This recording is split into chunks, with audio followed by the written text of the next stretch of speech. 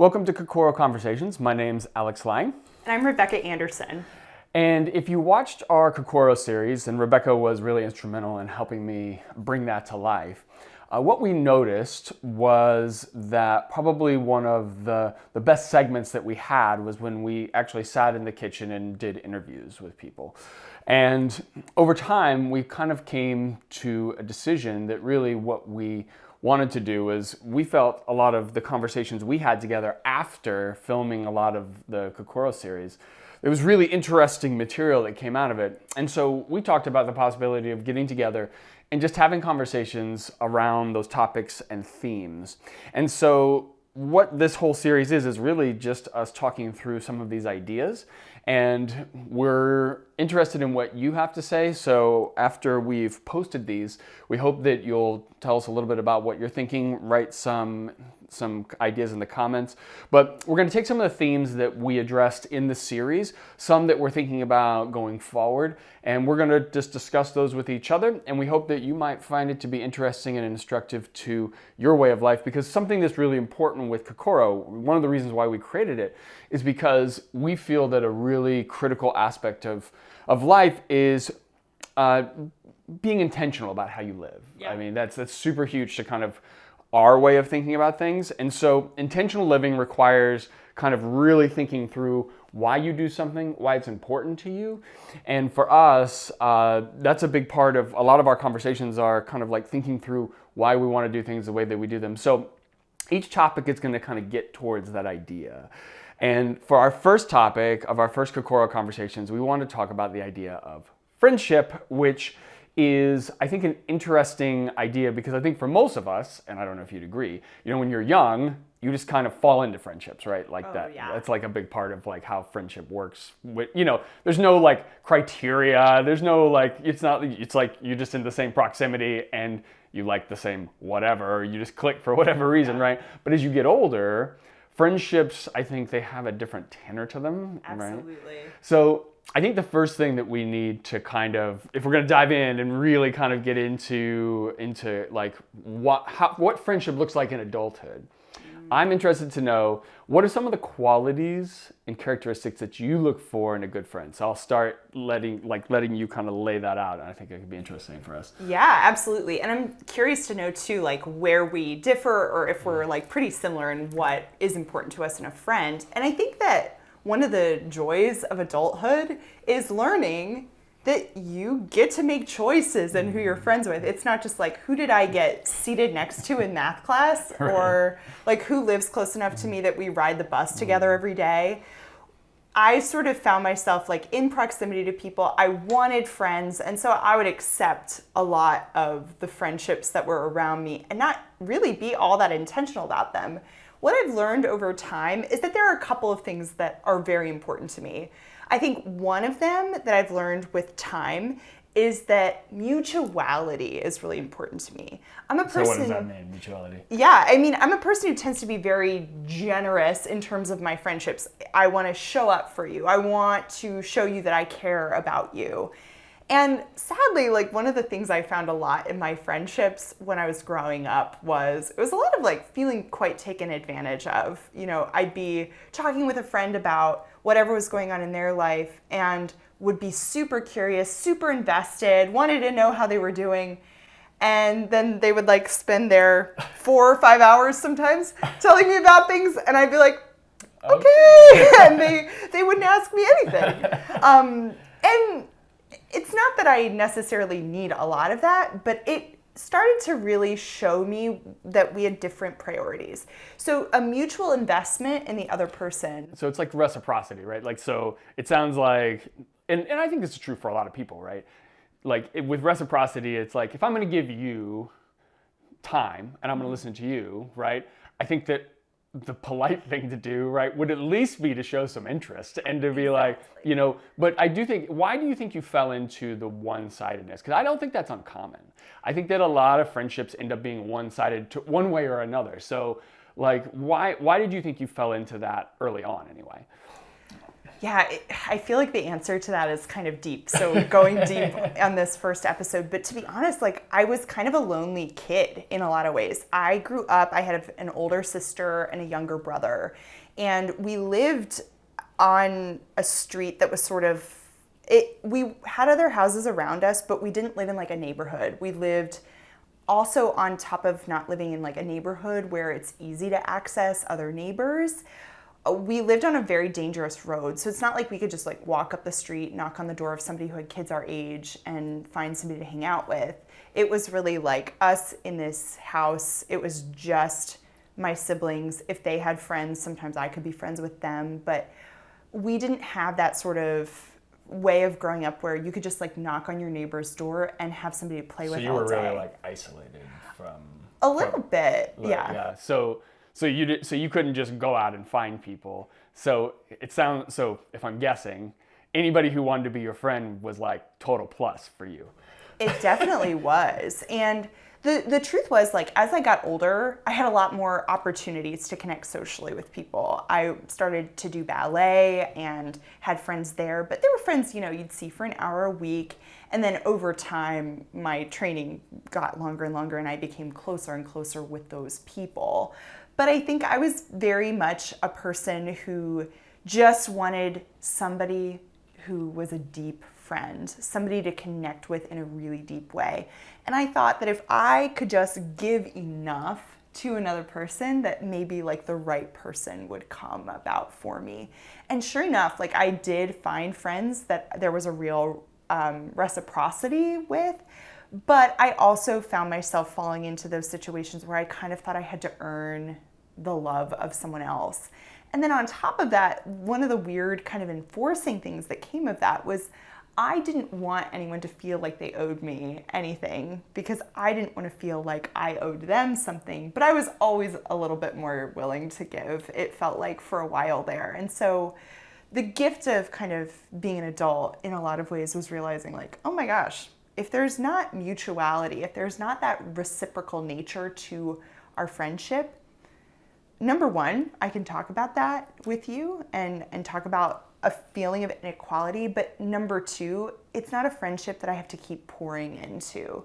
And hopefully, like if there was a change in that, we could talk about it. I would hope that if a friendship means as much to me as it does to this other person, we could talk about it. But, it did mean in some ways, like as I started to become more conscious of that, my friendships probably decreased in number, but increased in quality, which I really appreciated.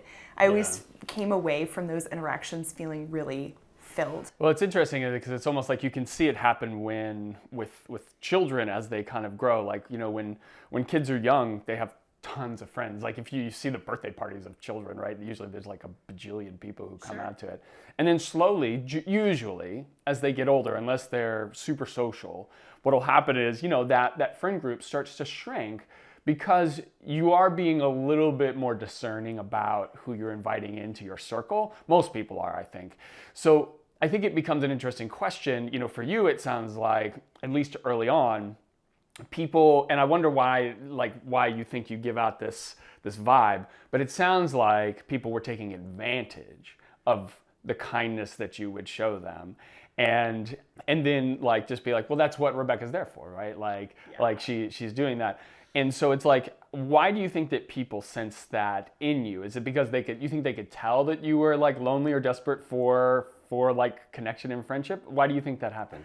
Oh, that's I'm super curious about that as well. Like I can only guess, but I heard this phrase that really was helpful for me that I still have to think about. It's if you want people to stop sucking you dry, stop giving them a straw. And I was just like, oh no, oh God. And I think that's the truth. Like I think really one of the things that I've learned over time, I think that's true of the way that I kind of connect with people. I think people sense that I'm a fairly non-judgmental person who's very accepting.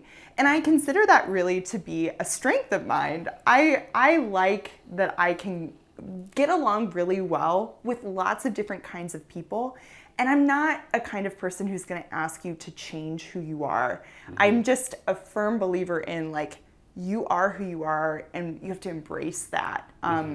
But I do think that what that can mean sometimes is like, well, I can behave however I want, and you're not going to get mad. And I'm a human being just like everybody else. So if you're being a jerk to me, or if you're taking advantage of me especially, it's not going to feel good. It doesn't feel good to anybody. And so I do think that sometimes that non-judgmental nature, or that very accepting nature, can mean like, well, I don't have to be very thoughtful in the way that I behave around you or treat you. And so I've had to learn that there's a real difference between being accepting of who someone else. Was that early on for you? Was that pattern something that you accepted as normal, like early in your life? Like, when did you realize, actually, this isn't the right way for a relationship to function, where I just give and give and give, and they take and take and take? Oh man, I'm embarrassed to say it's not been long. I kind of had to really, because I kind of had this healing fantasy in my life of like, if I'm just generous and loving enough, then everything will work out. People will love me, I'll love them, it'll be great. And what I had to learn was like, no, if you keep allowing people to behave this way, first of all, if you allow people to mistreat you, they will. That was a 100%. terrible but important learning for me. And the other thing was, I realized it was like, if I keep allowing this to happen, I will not live the life that I want.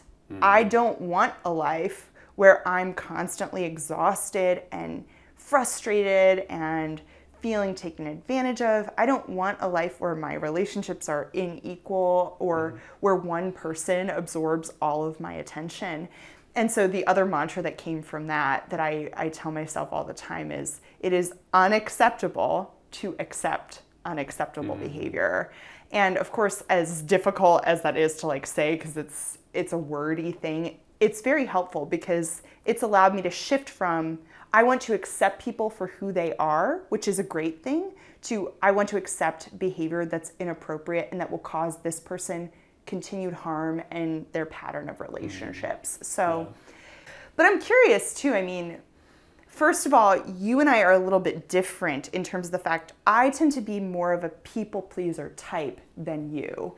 And so I imagine that, you know, with you're willing to like cut bait, so to speak, a little bit faster, I imagine, than I am. And so I'm wondering kind of what is most important to you in your friendships, and has that changed a lot for you as you've gotten older as well? Yeah, I mean, I would say that when I was younger, you know, some loyalty mattered a lot more to me than it, like, I think today, like the biggest thing that I actually think matters to me most is basically I guess the best way to put it is the reciprocity of memory. So if I'm going to take the time to remember, you know, you're going to tell me about your life, right? And then I store that away. I'm going to use my precious neurons to remember like little facts and details about your life. And then, you know, I tell you about mine and you don't remember any of that. Well, that shows right there that there's an imbalance, right? And so, you know, it's kind of like when, you know, I've been in relationships with people and it's been very interesting to me to see this where, you know, I will have said something and it's like we never had the discussion. And and that makes you feel like, you know, you're like, I'm taking my time to pay attention to you, to listen to what's important to you. And I'm remembering that. And if you don't, I think that what that shows is you're either really not paying attention or I don't matter as much to you. And so what I think real friendship comes down to is, you know, we talk about mutuality or mutual interest. That's one thing that we actually care about, like each other in terms of, or we have things in common. But more than things in common, I think it's for me, the person who I'm going to call a friend is a person who is like, you know, it's always interesting to me when somebody says, you know, I was thinking about something you said to me the other day, and I wanted to talk to you a little bit more about that. So what does that say to you, right? It says, whatever conversation you had, that stuck with them. It stuck with them enough that they were actually contemplating it and that they wanted to continue it further. So what that says is that you've integrated into their world on some level, and that you're kind of occupying some of their time. And as a friend, we have all of these things we do in our lives, right? So if that tells me that if you're really taking the time to contemplate something that we've talked about, then I clearly matter to you on some level. And I think that the more that happens in general in relationships, the higher the level of friendship is going to be, because and then there can be imbalances to that too, where it's like if that person's thinking about everything you're saying and then you're like, wow, I'm not necessarily thinking about all the things that we're talking about, that can be an imbalance. Yeah. So it's like you don't want them to feel like, well, I'm not thinking about you as much as you're thinking about me, but but I think at the same time you have this kind of situation where in adulthood, particularly once you get into families and you're raising children, friendship starts to push out to the periphery a little bit more, because you're focusing more often on those nuclear family relationships where you have to put all your energy into them, and friendships, they lose their ability. And so I've wondered for you, because I've seen this happen with friendships as I've moved into like the child rearing phase, right? Where it's kind of like, but I moved all the time. So I was moving away from friends. So the only way I could really keep in touch with friends was really, I'd have to call and we'd have to talk. So, I think the question I have for you is, as you're moving into this next phase of your life where people are getting married and they're starting to have kids, how is that impacting your relationships and your friendships? Yeah, the truth is I'm like kind of at that last point of my 20s right now. And so the truth is, like, once you finish college, a lot of your friends start to get married. That was the case for me. I was in like 3 weddings right out of college, like right then and there. And so people start to kind of, their values change. They're not so interested in investing in relationships in the same way, because the truth is their priority does need to be their family. And I completely understand that.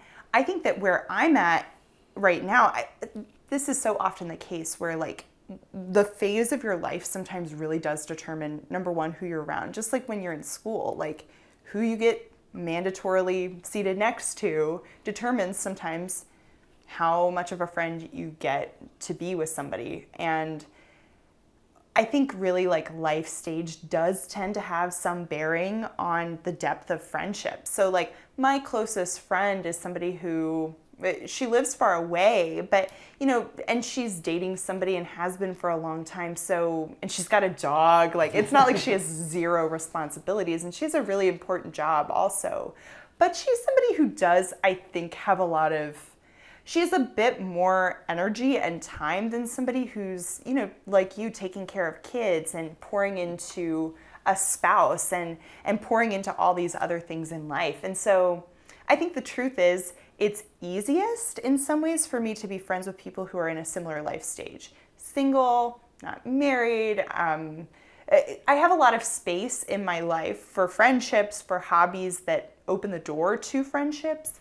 And at the same time, I think that with some intentionality, some of the most meaningful friendships that I've had throughout my life have been with people who do have families, people who are in a different life stage than I am.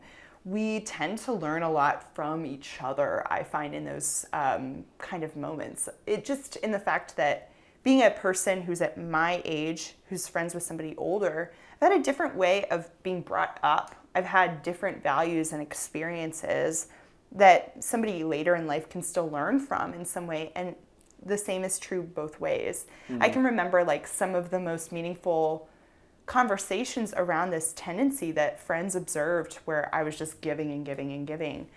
I have had really meaningful conversations with people older than me who've been able to like really be good friends to me and say, listen, like our friendship is mutual. These friendships, maybe not so much. And I feel really inclined to listen. So all that to say, I think it requires more work in a lot of ways, and yet there is such a great reward, I think, on both sides in pouring into those friendships. But where I'm at in life also, I think the big thing is I do have to be really intentional about friendships. They don't just happen in the same way that they used to. Well, I think that brings up an interesting question because, I'm at a different stage than you are with friends, right? So like for me, friendships come about now more as a result of the orbit around my children than anything else. And what I found, I think it's very interesting, like for me, you know, my children become friends with somebody, and so now we're being introduced to their family, and you know, we're kind of having to discern, you know, is it going to be, oh, my children are just going to be friends, like our kids are just going to be friends, or are you somebody who we want to try to integrate into the friend group? Yeah. Because that requires effort and time. And I also think that it's really interesting too, because, you know, I think when you're younger, and I'm interested to hear your take on this, you know, when you're talking about being friends with both genders, it's different when you're now a parent, because it's like, you know, I have plenty of, you know, female friends, you know, who I spend time with. But because I'm married, there's a different kind of expectation around that, and we don't, and it's almost like the guard comes down. I don't know if you ever saw that episode of Seinfeld where George wears a wedding ring, and all of a sudden, like, all these women want to talk to him, and because I do think that there's a sense of, oh, like when you're married, at least ostensibly, right? You're trying to like those relationships, those other relationships are out of bounds. So now you can, like, that barrier of, I'm not trying to date you, I'm not trying to get with you, that goes away. So now we truly can just be friends, and we don't have to worry about that element of things. Whereas you don't necessarily have that same luxury. So I'm interested, like, to know how that works with you. With, you know, obviously most of your friends are going to probably be women at this point, but how does that work with opposite gender, or does it not work? Yeah, I mean, in that same way, like I said, I'm very open and non-judgmental and accepting. So I've tended to have lots of friends that are very different in terms of gender, in terms of just belief system. And I have found it was a little bit simpler when I was younger, but one of the things that's interesting, we've talked before about the fact that we both tend to be very trusting. So if I'm in a friend group, somebody is dating somebody else, I'm like, it's the same as like having a ring on in my mind. I'm like, I'm not interested, so I feel comfortable talking to you, and I assume you're not interested in me since you're dating somebody else. I've learned over time, not the case. Like, I can remember when I was living in my grad student housing, there was like a guy who was mowing the lawn outside this golf course nearby. And he just was like a super friendly person, struck up a conversation. He's talking to me about his wife. He's talking to me about his daughter, who's like 2 years younger than me. And so I'm like, I don't need to worry. Like, I see your wedding ring. And what I learned was this person had a very different interpretation of the friendly conversation we were having. And it made me just go like, ooh, maybe you should reassess these assumptions going in. And I highlight that story not to like throw, because I think generally speaking, you're right. Like, you see the wedding ring, you move on, or it's not that you move on, it's that you understand that there's going to be a different kind of approach to. Well, I think you can be there's no expectation, like, because I do think, and this is the interesting thing about when you're younger and you're kind of maybe seeking a relationship, is that a lot of your interactions, there's some fishing going on, right? Like, I'm fishing for, well, what do you think? Who are you? What are like, you're kind of trying to figure out the details around a person. Yeah. And then you're almost trying to suss out if it's somebody you're interested in, interest, right? Like you're trying to suss out, is this person at all interested in me? Yeah. And so, whereas when that's kind of taken off the table, I feel like, well, you're going to be having a very different kind of conversation. Exactly. I mean, and that's really what I mean is, like, when you see that, you do understand that the nature of the conversation you're having is not, I'm seeing if you're a person who'd be good to date. And the truth is, like, oftentimes, even if I'm single, even if I know someone else is single, I'm not necessarily approaching a conversation with any interest or with any desire to kind of fish around in that way. And what I've had to learn too is that my assumptions going into any conversation can be different than that of a person of the opposite gender from me. And so what I've really tried to do is just anytime because I am a person who's always really grateful to have solid friendships in my life, regardless of life stage. And so what I've really tried to do is, if there's ever a question of that sort of thing, if we're ever kind of in a pattern of conversation where we're just stuck, or where there's some confusion, some lack of clarity around like, what is your purpose in this conversation? I usually just try to talk about it. Like, I'm sensing that maybe you're trying to gauge interest here. Like, just let me know where you're at in terms of this That's thing. great. Yeah. I'm sure that probably cuts off a lot of, because a lot of people are not that direct about it. So and I think that's a big problem, is like in human relationships generally. And I think a lot of people don't want to admit this, but there's a lot of subconscious cues that go on in everything that we do. Like, and as you said, how you read those cues, like they matter a great deal, because your assumption, you looking at me a certain way, I might read that as, oh, wow, Rebekah's interested in me. When in reality, that was not any intention that you had at all. So I think that what's interesting is that I think what's the best is when you come across somebody and those subconscious cues. It's why I think feel like you work together, is that the subconscious cues that you're sending for whatever reason, whether it's, for like you're interested or not interested, or I just want friendship. If somebody reads those well, then you feel like you're clicking, you gel really well together, right? Yeah, exactly. And the truth is, like, you're right. It's the being direct. It's not my natural state, but I've learned over time, number one, the discomfort, it lasts for a short period of time. And the being direct can often be really beneficial. I think what's tricky sometimes is, like, for me, sometimes it does take me a while to figure out what it is that I want from, do I want just to be a friend? Am I interested in something more? But what I've learned is that, like, not being clear about that can cause harm. And so just because I tend to be really friendly, people do sometimes assume that that's flirting sometimes, in a way that maybe sometimes it is, but for the most part, probably not. And I can just remember there was somebody who was interested in me like my senior year of college, where I was about to move. And I knew, I was like, this is not, number one, not sure that this would be a great match anyways, but number two, like, why invest in this? Like, I'm going to be moving away. I don't think you're interested in coming to Jersey with me from Florida. And so as it hurt to say, because I was like, I think you're probably not going to want to be just my friend. And I enjoy talking to you, just don't think there's a possibility here. And I just had to say to this person, like, I think we feel differently about each other. And sure enough, like, I don't think we talked again after that. So, but I just thought, like, gosh, I feel bad that maybe I've strung this poor guy along for a long time just by wanting to be nice. But that's the whole thing, is like, I think that's the hard thing with friendship is, and let's just take relationship off the table, right? Sure. Like, not even that. Like, I think that there's a desire among people to,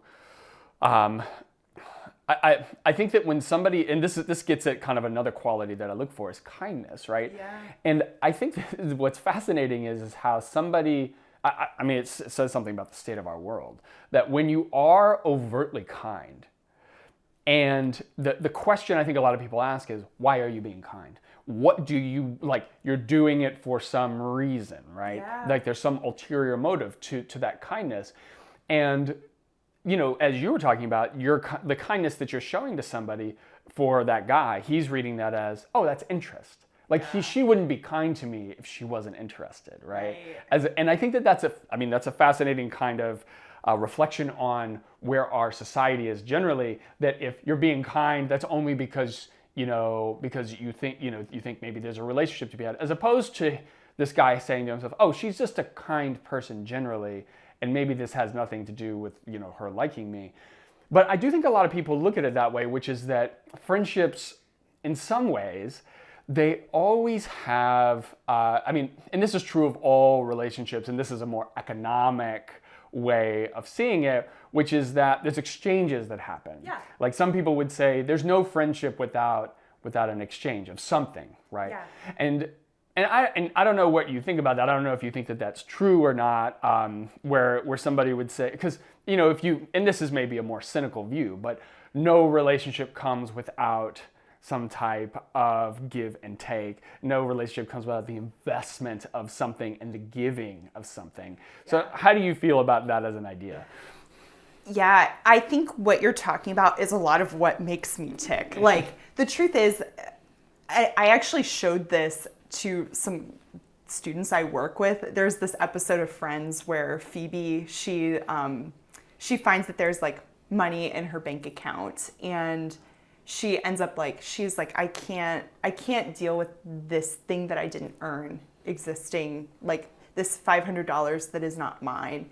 And she ends up on a quest that whole episode to figure out, is there any truly selfless behavior that's possible? And the truth is, I think that there is some selflessness. We can do something expecting nothing in return. But the fascinating nature of almost all human behavior is that it does have consequences, whether we see it or not. And I actually just read something today that really like stuck out to me. It said, if you want to figure out where you will be or what's coming in the future, look at your life right now.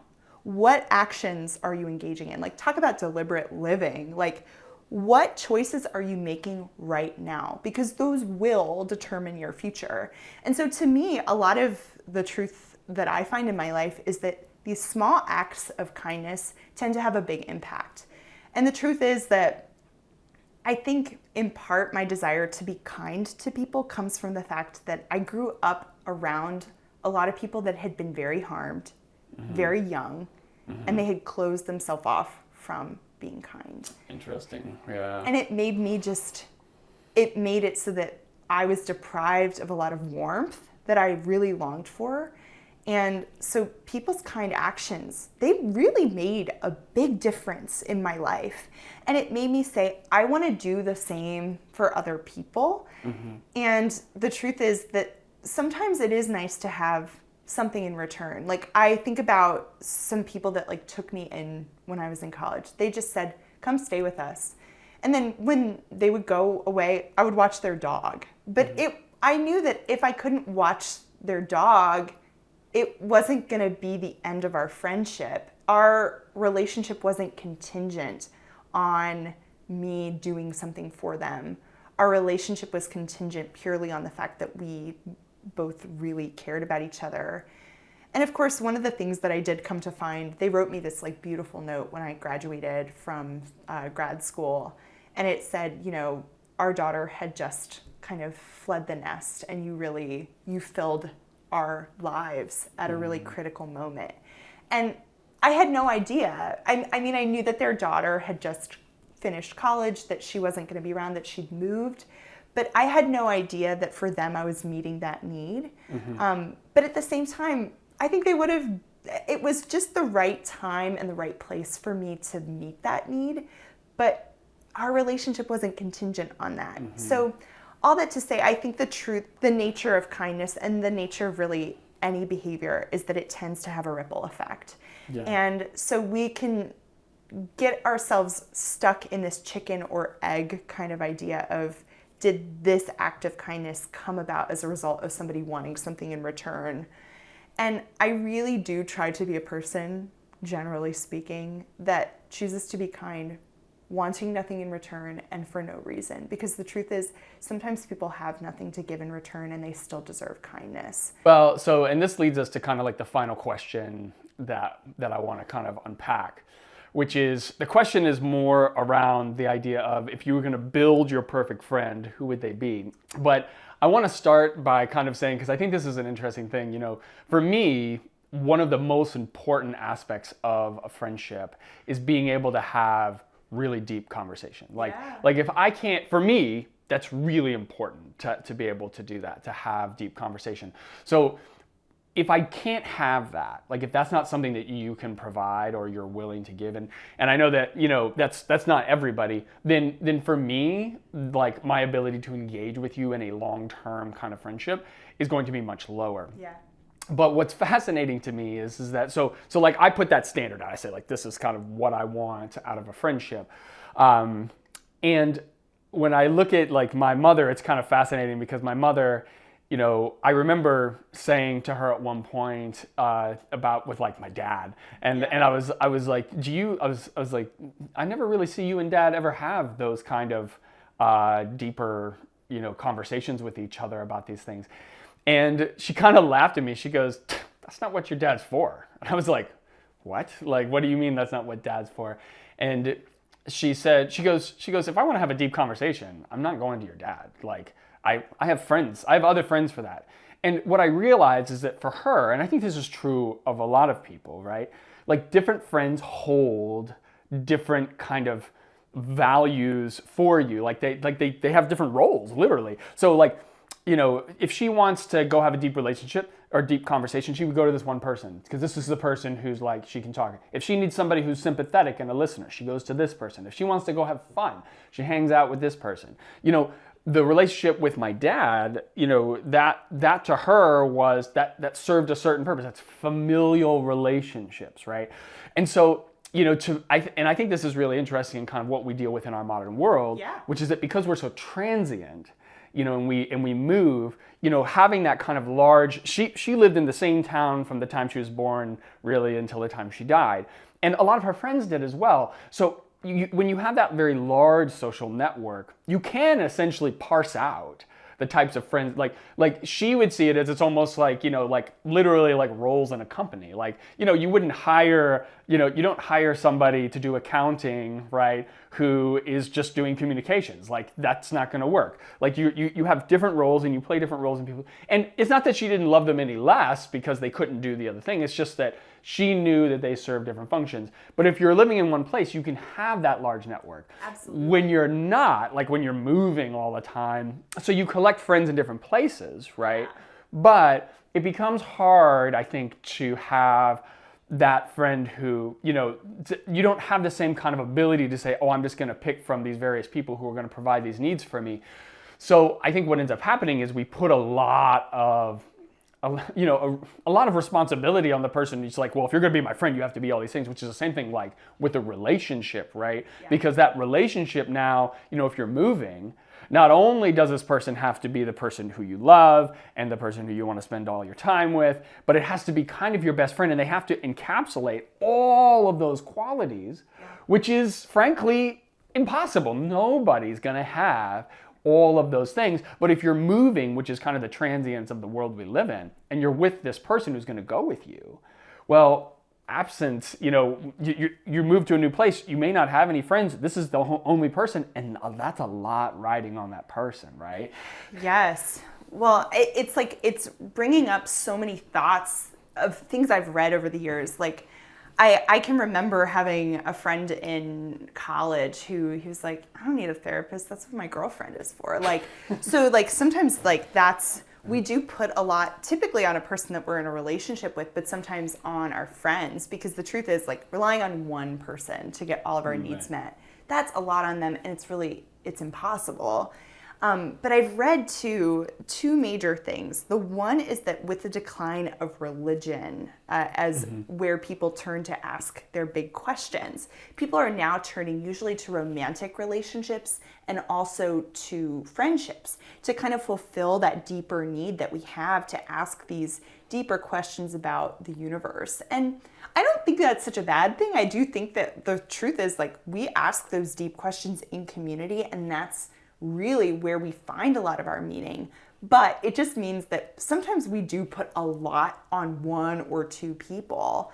And then the other thing I've read just is in the midst of the loneliness epidemic that we're facing worldwide, but especially in the Western world, people are saying like, well, I have lots of friends, so to speak, but I don't have anyone to like feed my cat when I go away. Like we talk about like if we're in friendships because we want to get something out of them, like sometimes we don't have anyone to turn to do those things that you just need that are what friends do. Well, you're speaking to almost, and this is we've kind of avoided this up to this point, but I think it's true, right?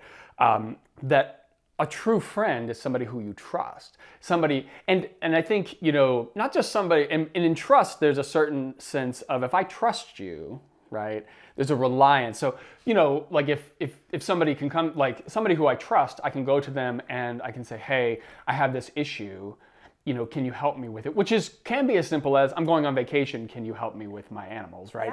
Yeah. And I think that if you don't if you haven't established that level of trust, Yeah.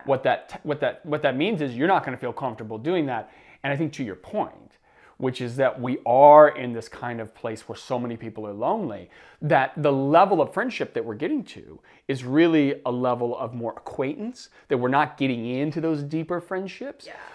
And I think a lot of people feel more comfortable there because it's like, they don't necessarily want to go deep. But this is why the intentionality is so important on this, because for me, like, if I'm going to call you my friend, and by calling you a friend, what that means is I can rely on you, I can come to you, I trust you. Well, a big part of that comes out of knowing that, like, I know that if we're having deep conversations and we're going to get to know each other, that ultimately that's going to lead to trust. But if you're avoiding that, immediately I can tell right there, oh, we're probably not going to ever hit that point in our relationship. Right. And I think a solid friendship can withstand a lot too. If you've built trust with somebody, it's funny too, I'm thinking about, like, your friend that you love to get blackout drunk with might not be the friend that you want to babysit your child or, feed your cat while you're away. But they could be that really fun friend that meets that particular need. And I think that what that comes down to, though, is like your friendship only goes so far. So I have what I would call a friendship with someone in my life. But the truth is, like, I don't think that they're the kind of person who's going to withstand a lot of the kind of, like, just life things that come up with me. Like, they're not going to be that person in my life. Do I still like them? Do I still get along with them? Can I still enjoy time with them? Yes. But it means our relationship only has a certain depth to it. Mm-hmm. And the truth is, we need deep connections with people. And so how do we do that? But that requires, and I think this is the thing, it requires an openness to that. So, and I think that, and I will say, and this is something we're going to get into, throughout this series of talking about things like therapy, I can tell you it was not my natural inclination to be open when I was younger. But now I realize that's actually one of the greatest gifts that you can give to somebody, is to be open. And I mean, you have to be open in the right ways. I mean, obviously, just vomiting all kinds of stuff about problems in your life, that's not being open, right? That's just saying, here are all my issues, and you're just dumping that on somebody.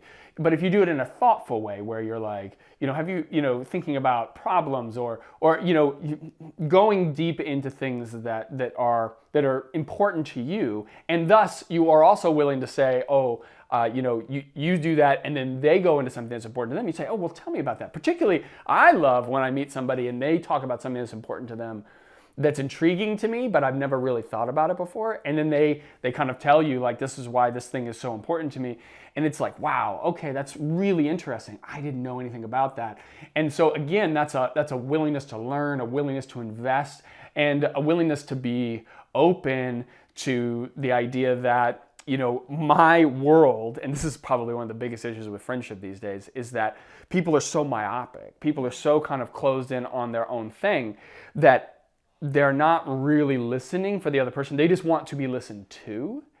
And I think that, again, that's another characteristic that really matters. So if I'm talking about my perfect friend, right, the perfect friends who I come across, they are people who remember things, like they have good memories. They're going to remember details about me as much as I'm going to remember about them. Yeah. It's somebody who is going to listen to me, right? They're going to listen to the things that I have going on, and I think that's a huge component of that, is the listening component of going back and forth, and just being open to like basically showing, like, oh, the doors are open, and you can ask whatever you want, and we can talk about that. Yeah. That matters to me, and I think that if you don't have that, if you're not in that kind of place where you're willing to do that, or you're worried, oh, somebody's going to use that against me, again, that's a whole other aspect of, if you've not had good, like if your track record is one of bad relationship after bad friendships where they haven't really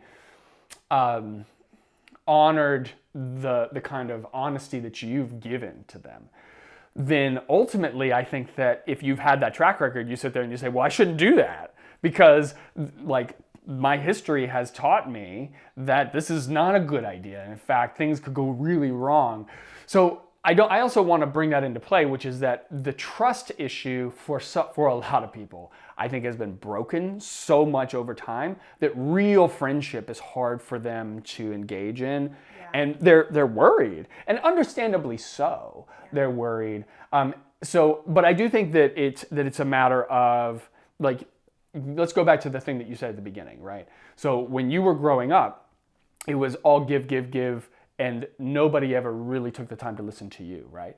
Now, if you had not gone through therapy and learned about that and figured out how to correct that, you'd still be in that pattern today, and probably your perspective on friendship is friends suck the life out of you. Like every friend, every friend is really designed to do that. So I don't really want friends, right? Because friends are so if you had never taken the time to realize, oh, these relationships that I'm tending to become a part of are bad for me, are toxic for me, then you wouldn't be able to understand what a good friendship is. And I just need to point that out to people, which is that if you don't have the time, if you haven't done that work, and you've been burned a lot, and you don't have a good example of what a relationship should look like, it can be hard for you to find those in your life. Yes. Yeah. And, the thing that's such a struggle to me was I was always kind of conscious and aware that was a dynamic in my life. And I worked with it in therapy.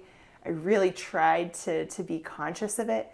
But the truth was that a big part of what forced me out of that was finding myself in the thick of a friendship, a relationship, and feeling that sucked dry, where I was just like, oh, I could just see so clearly, I can't keep going down this road. So I really kind of had to make mistakes for that lesson to truly get down into my bones. And I had heard it for years. Like, if you can't really love and value who you are, you can't give that to other people. And I only really started to understand that once I started therapy, but I only was really able to practice it when I had made so many mistakes that I kind of could clearly see this is leading you down a life where you're not going to be able to be the kind of friend that you want to be. You're not going to be able to embody the values that matter most to you because you're not going to be investing in yourself and investing in other people in a way that creates those circumstances. And so